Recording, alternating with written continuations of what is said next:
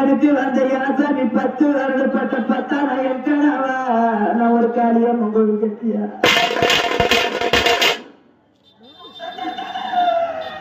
நான் கல்ல குமிச்சு ஐயா வயல்ல கொண்ட கோயிலாரே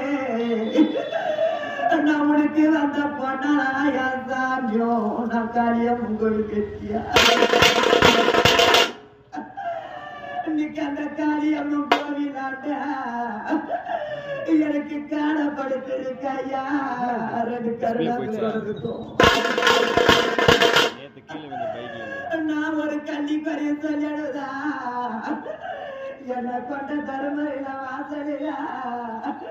அந்த காண தலையிட்டுக்குரியா எனக்கு கருணாக்கம் கண்ணிடணும் கண்ணீர்